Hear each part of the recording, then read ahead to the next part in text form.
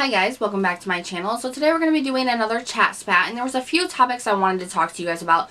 The first one, it's really me. I want to talk about this, but I've heard this problem and this topic from so many other people across the board that, it's just something that I think we need to talk about. And then the next topic I was asked to talk about from a viewer, and those are the ones I love the most. So if you guys want to know what we're going to talk about and what I think about them, sit tight and we'll get right into it.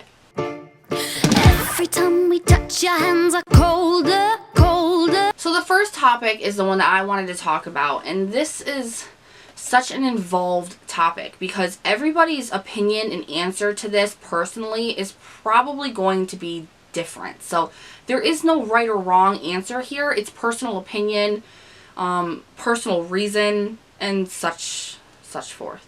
Now what I want to discuss is the ever-growing nastiness in people's comment sections on YouTube. If you go on YouTube, the comment section is killer. And it's been that way for a long time. I mean, really, who are we fooling? There's haters, there's trolls, there's always been that hate, that nastiness, that I'm only leaving this outrageous comment because I want the negative attention someone's going to give me. And because it jumps the comment way up to the top so everybody sees it first comment when people are rating it or commenting, arguing with this person. And you'll notice that a lot of the times those types of comments, the original poster won't even write back to them because their point was already made. A job well done for them. They don't have to. You guys did their job for them.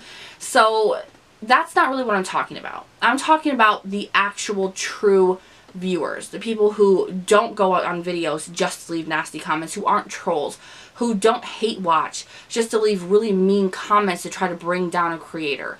I'm talking about normal, like me, viewers who watch other people's channels all of a sudden just becoming so nitpicking and rude and hypocritical and controversial and nasty.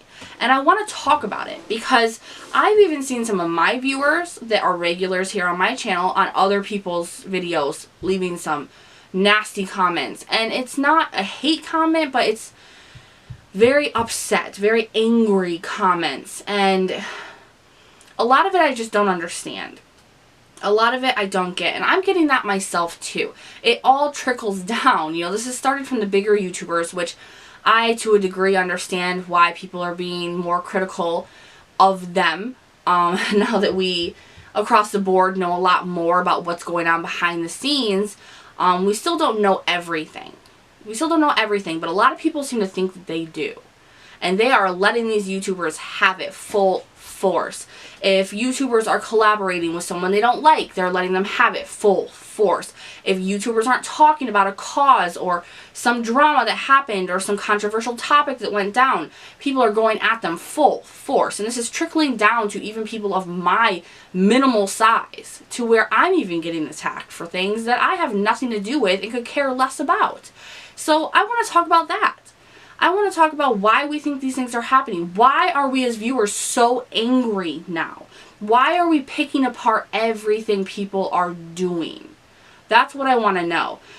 People aren't going into watching videos happy, positive, enlightened. We're not going into them like that. People are unsubbing and judging and hating on creators for who they're friends with, for who they're hanging out with. And I told you guys this in the last chat spat. I'm not down for that anymore. I focus on one creator and who they are and what they do for me. And if they don't do anything for me, if what they're doing and what they're putting out is making me angry or bitter, I'm gone. On to the next. There are millions of beauty influencers you can choose from. You don't have to stick around to the bigger ones. You choose one bigger one. Choose one, and you've seen them all. That's just the truth. But I mean, lately, I watched Tati. I watched a couple of the bigger YouTubers. Usually the ones that I found more unique.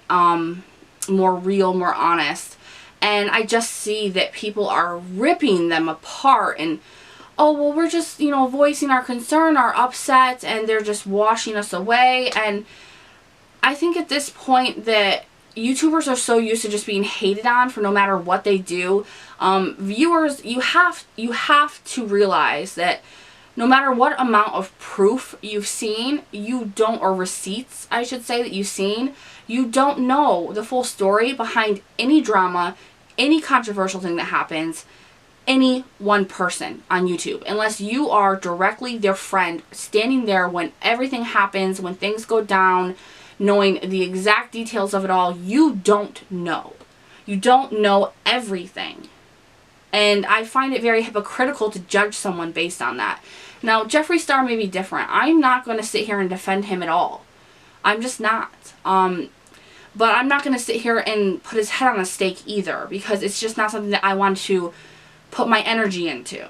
It's not something I want to do. You know, I have better, more positive things to focus on, which I think is the factor here, the conclusion, the ending, what we all should be doing. Focusing on more positive things. If you watch a video that makes you so angry, don't comment. Just go. Just unsubscribe, because especially for the bigger YouTubers, you guys have to realize that you're one in literally millions.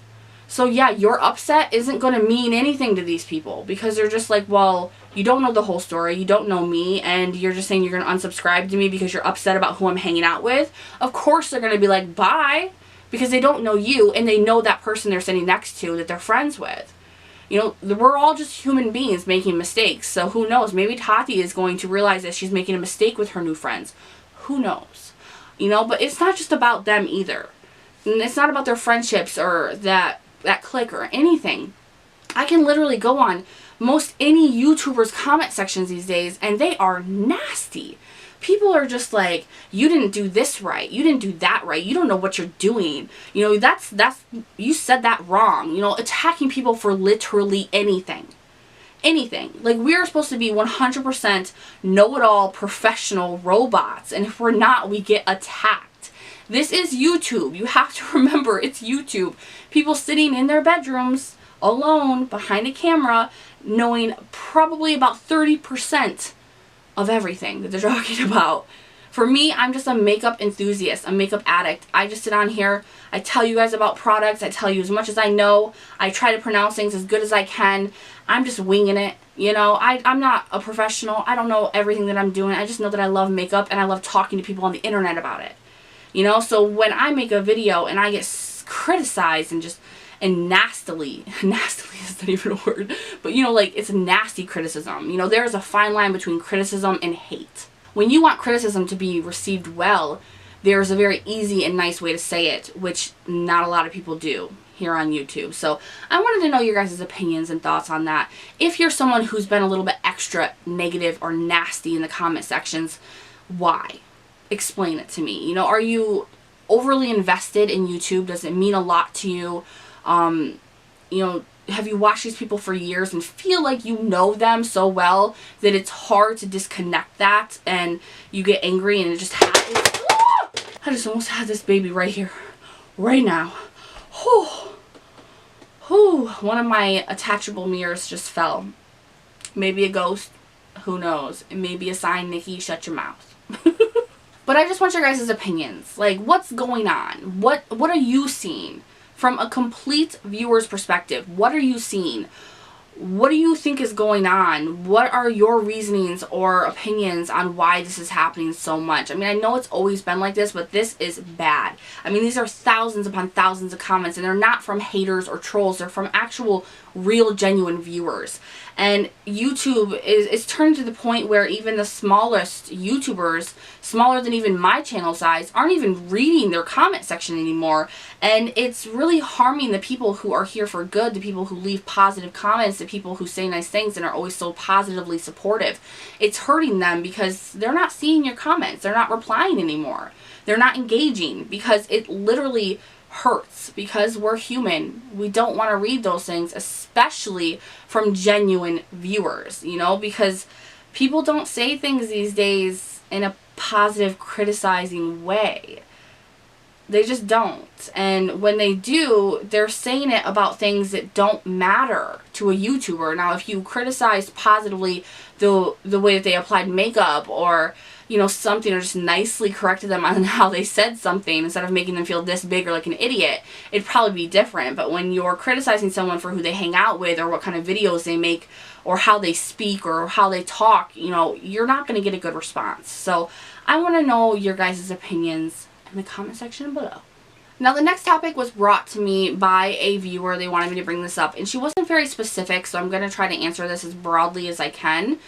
She wanted to talk about the more expensive luxury products, and are they really worth it, and can I personally give any better, you know, like dupes or things that you can go towards, cheaper things that you can use.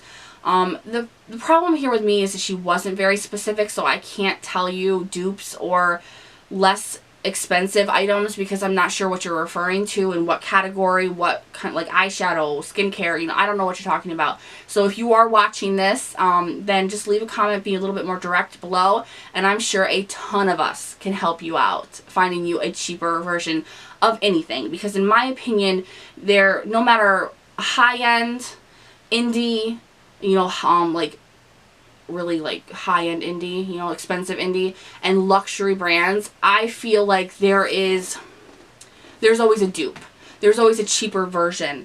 And a lot of the things, probably like 40% of high-end and luxury items that you're going to get, you could find the same quality or even better quality at the drugstore or for cheaper somewhere else.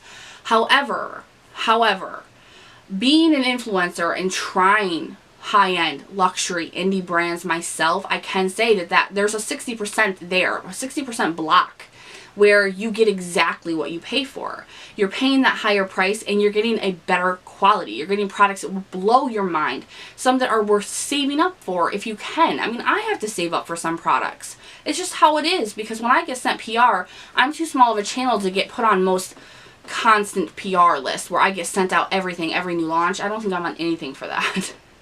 But, you know, I get sent something once, and then if I like it, I have to repurchase it myself, and I'm not no big influencer, nor am I rich, like, in my personal life. So I have to save, too. And some things are worth saving for. So if you're just a little bit more direct, I can probably help you out a little bit more. But, yeah, there are definitely dupes and better versions for cheaper when it comes to high-end stuff. But there's also products that you're just not going to find that quality, that color, that kind of product anywhere else but from that high-end or luxury company. So tell me what you guys think about it, because I think that I'm correct here. I think I am. But what do you guys think? What is your percentage? This is just golden. What are your percentages when it comes to believing that high-end luxury or indie brands you can find dupes and replacements for? Are you like 100% there's not a high-end or luxury product out there that I can't find a dupe for? You know, high-end luxury products, they're just, you don't even need to bother with them. Or are there some products that are high-end and luxury that you're like, no, you're not going to find this anywhere else? I'd really like to know your guys' opinions, because in YouTube world, the beauty influencer YouTube world, consumerism is an all-time high, and they're only these days pushing products at you that are insane, crazy expensive. I even have a hard time trying to find products that are affordable and great quality to bring to you guys. So let me know your guys' thoughts, comments, everything down below. So that is everything that we're going to discuss in this chat spat. A couple of good topics we can discuss and talk about in the comment section. I love talking to you guys during chat spat as long as we keep it respectful and adult-like. Anything else, just, it doesn't happen in this comment section. If you guys like this video, please give it a thumbs up. Make sure if you have any topic you ever want to discuss, you can leave that in the comments or find me anywhere. Personal message me. It doesn't matter. Find me on Snapchat. Anywhere. Ask me to talk about it, and I will. So make sure you subscribe before you leave, and I'll see you guys in the next one. Bye. Every time we touch, your hands are colder.